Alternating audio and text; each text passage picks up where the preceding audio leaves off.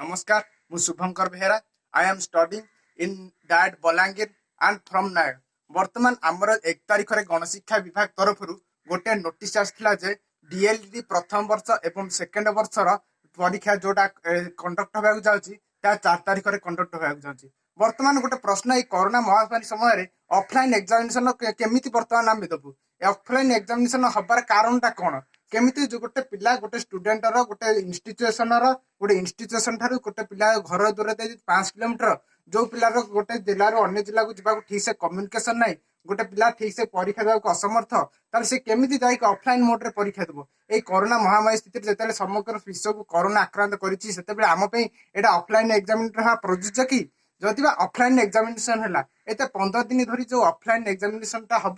ताले जो 15 दिन धरी आम पिलाने केमिति सिचुएशन रहिबे गोटे स्थान गवर्नमेंट नियम कर 100 रु अधिक लोकंकर समावेशन नहीं जेहेतु पिलाने जेहेतु बहुत बाहर बाहर जाऊँ बाहर पिला जाकि रही गोटे हस्टेल रही कि कौटी रही निश्चय 100 रु अधिक पिला समागम हो ताले पिला माने कोरोना महामारी समय पिलाने केमिति रही परीक्षा देवे गोटे पिलाटे मनकर गोटे स्टूडेंट मनकर गोटे दूर 5 किलोमीटर से घर भड़ा नहीं हाउस रेंट रोचे वर्तमान जदि मन से घर को गला तो घर मालिक घर भड़ा देवेनि ताले से परीक्षा से दब केमिति ताले ये सरकार गोटे प्रश्न आम स्टूडेंट तरफ ये जो परीक्षा वर्तमान से ऑफलाइन मोड रे कला जदि गोटे स्टूडेंट यदि गोटे वर्ष परीक्षा से ठीक से दे पारानी कोरोना महामारी जो हो कि कम्युनिकेशन असुविधा जो अन्य कौन परिस्थिति जो हो जब से परीक्षा दे पारानी सेकेंड वर्ष सरकार कौन व्यवस्था कर द्वितीय वर्ष जदि आप 15 दिन परीक्षा कले ताले पिला माने जो बाहर गोटे स्थान अन्य स्थान जी से रही केमिति सरकार कौन व्यवस्था कर कौन कौन कोरोना महामारी कौन होती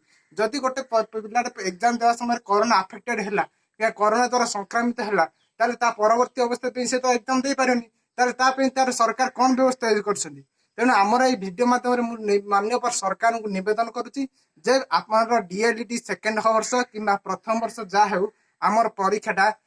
ऑनलाइन मोड रे न ऑफलाइन मोड रे न ऑनलाइन मोड रे हो एवं आमर समस्त न्याय सुविधा अधिकार दि जाऊ एवं आमर भी सरकार पूर्ण करें मुझे वीडियो माध्यम समस्त डीएलडी छात्र छात्री और भाई भाई मानक निवेदन कर। जय हिंद।